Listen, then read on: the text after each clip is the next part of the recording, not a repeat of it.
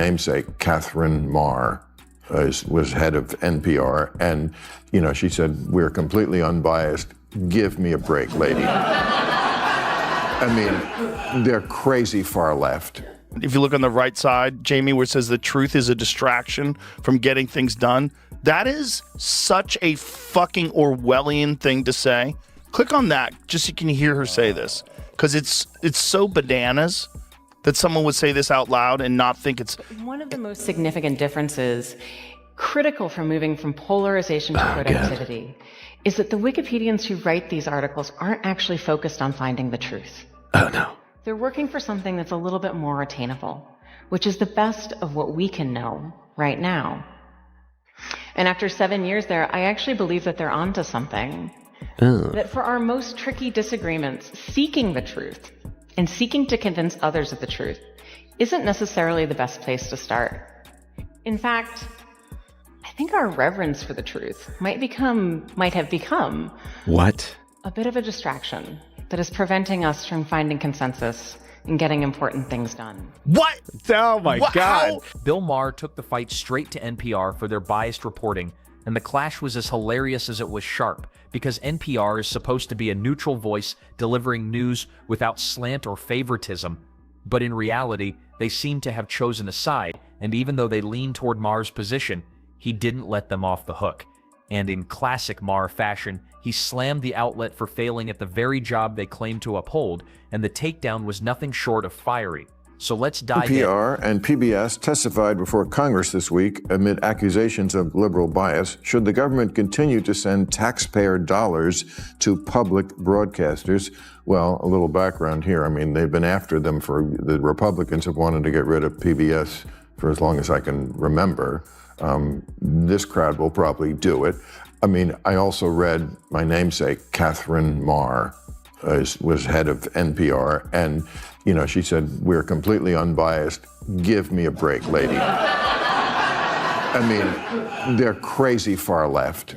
Maher didn't hold back, opening by flat out saying that NPR and PBS are way out on the far left. And while their executives will insist that's not true, we've all seen the proof, like in April 2024 when NPR's senior editor Yuri Berliner blew the whistle, admitting the network had fully surrendered to the progressive worldview, and that's not a conservative smear. It's an insider confession. And it didn't stop there. NPR's CEO, Catherine Maher, later admitted they failed to cover the Hunter Biden laptop story when it actually mattered. Selective. Oops, you decide. And if that wasn't enough, Congress grilled NPR and PBS in 2025 over their nonstop focus on race, gender, and identity politics, supposedly neutral and balanced, but these outlets have clearly picked a side, and Bill Maher called them out, and it was scorching. I think we're past the age, really, where the government, first of all, why do we need to subsidize? Why can't we have outlets like this? And we're so polarized. These outlets became popular at a time when Republicans and Democrats didn't hate each other and weren't at each other's throats and didn't think each other was an existential threat. In that world, you can't have places like this, I think, anymore. They have to be private. I have to admit, I kind of agree with Maher on this, because when you think about it, PBS and NPR are largely funded by the government, which makes them open to political influence, and any administration, left or right, could quietly push them, shaping the narrative to fit their own agenda, and that setup creates a dangerous loophole where supposed unbiased reporting risks becoming state-approved messaging. And honestly, once an outlet relies on government funding, it's only a matter of time before pressure turns into propaganda. So let's keep rolling the clip. Yeah, I think Yuri Berliner, ex-NPR employer, his piece this week, where he said that they should just let go of the funding. I love NPR. I listen to NPR almost every day, have since 1975, when my parents used to play it in our Chevrolet Caprice when I was like 9 years old. I love it for its point of view, but since 2020, it has no longer been general. I remember in 2021, my then 9-year-old asked me, and of course she has no sense of context, I don't pump her full of things like this. She said from the back seat in a very different car, she said, "Daddy, why is it that NPR is always playing the same thing?" And I said, well, you mean the same thing? And I swear she said, now she doesn't have a vocabulary, but she said, it's always about how somebody can't do something. And that what she was getting at was that. I wouldn't have said that about the NPR that I knew back in the day, and I wouldn't have said it 10 years ago, but that is what it is now. On this, because in the lead up to last year's election, NPR focused on the Trump campaign like a laser, nonstop coverage scrutinizing every slip of the tongue and every gesture. And even NPR's public editor admitted that a flood of criticism came in over how often Trump got airtime and how his statements were replayed, corrected, and debated. Often more than many thought was fair. But here's the twist.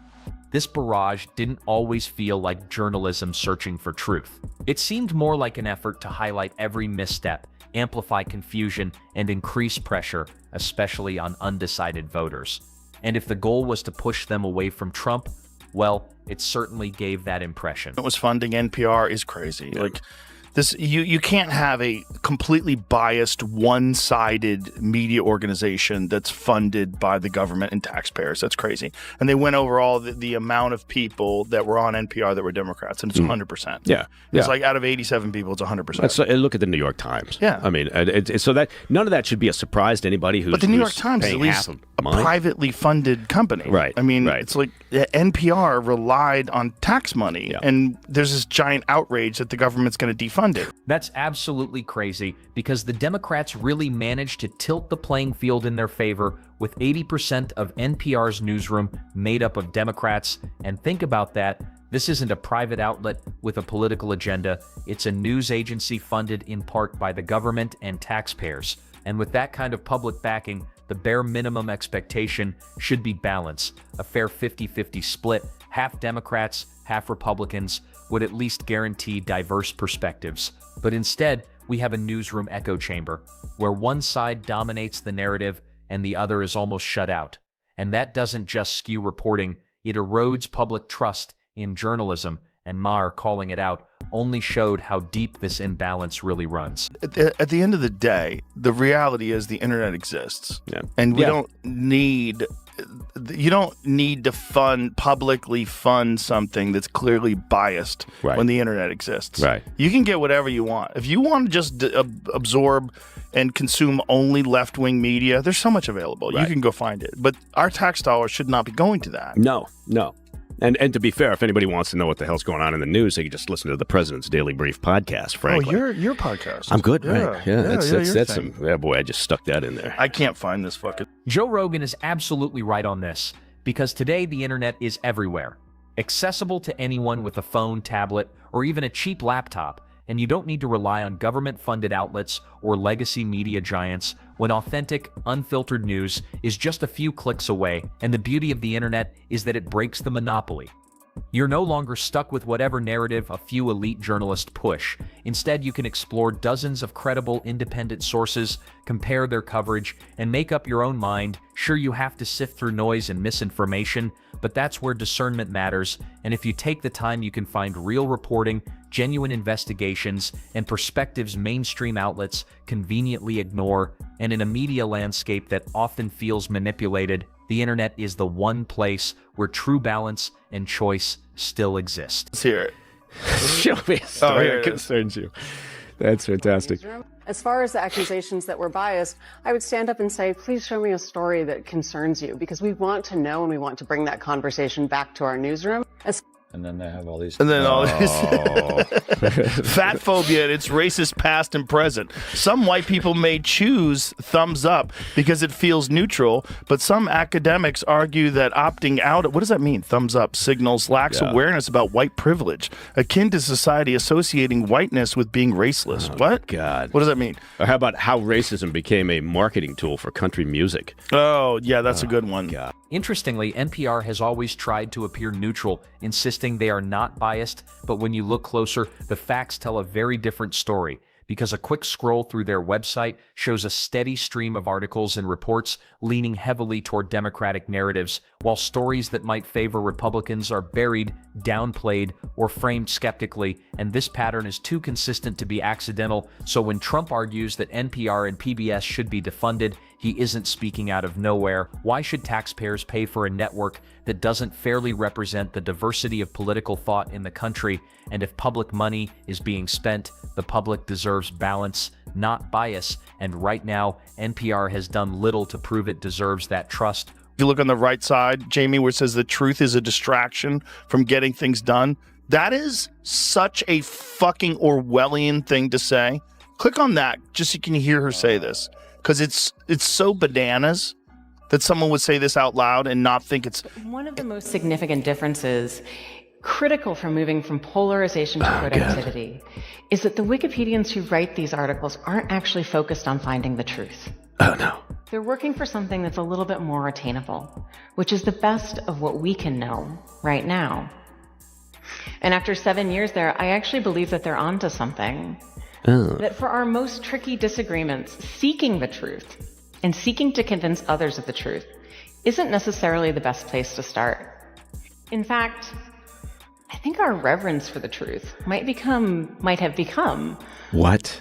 a bit of a distraction that is preventing us from finding consensus and getting important things done. What? Oh, my God. How? So there you have it. At its core, NPR has never really been about uncovering the unvarnished truth.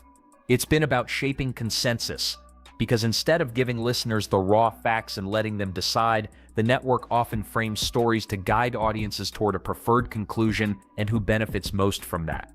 The Democrats, who have mastered using NPR as a megaphone to push progressive talking points and advance their political agenda, from cultural issues to policy debates, NPR has routinely amplified narratives that fit the left's playbook, while alternative viewpoints are dismissed or ignored, and it's less journalism and more subtle indoctrination dressed up in the credibility of a publicly funded outlet, which is why critics argue NPR has become less of a watchdog for the people and more of a weapon for the woke, and Bill Maher saw it too. Media to admit that they blew the whole thing way out of proportion, because as always with media these days, they don't cover what's most important, just what's most fun to watch. There are 15.2 million college students in the U.S., and 2,300 have been arrested. That's 1/67th of 1%, and half of the ones in New York weren't even students. But we were given the false impression that these protesters are the voice of their generation, having found a cause for which they were willing to go to the tents and to the barricades. Oh, please, these kids are more violent when their team wins a championship. So there you have it. At its core, NPR has never really been about uncovering the unvarnished truth. It's been about shaping consensus, because instead of giving listeners the raw facts and letting them decide, the network often frames stories to guide audiences toward a preferred conclusion and who benefits most from that. The Democrats, who have mastered using NPR as a megaphone to push progressive talking points and advance their political agenda, from cultural issues to policy debates, NPR has routinely amplified narratives that fit the left's playbook, while alternative viewpoints are dismissed or ignored, and it's less journalism and more subtle indoctrination dressed up in the credibility of a publicly funded outlet, which is why critics argue NPR has become less of a watchdog for the people and more of a weapon for the woke, and Bill Maher saw it too. But when these kids chant, the whole world is watching, they're right. But only because you assholes with the cameras won't show anything else. Isn't there a bear in a swimming pool somewhere you should be covering? The media today thrives on rage and spectacle, and nothing feeds that machine better than conflict, because they love to focus on moments of unrest, especially when those moments can be spun as acts of defiance against the government. A protest of a few hundred people becomes massive unrest. A scuffle in the streets is framed as nationwide violence, and by exaggerating scale and intensity, they create the illusion of chaos, planting the idea that the government is incompetent or losing control. And it's not always about reporting reality. It's about crafting a narrative that grabs attention and keeps viewers glued to the screen. Because anger and fear sell far better than calm and stability. So the cameras zoom in on shouting, clashes, and the most dramatic scenes, resulting in a distorted picture where ordinary dissent is amplified into a national crisis, all for ratings. And at the end of the day, Bill Maher's fiery takedown of NPR exposes a hard truth. The media isn't about balance or facts anymore.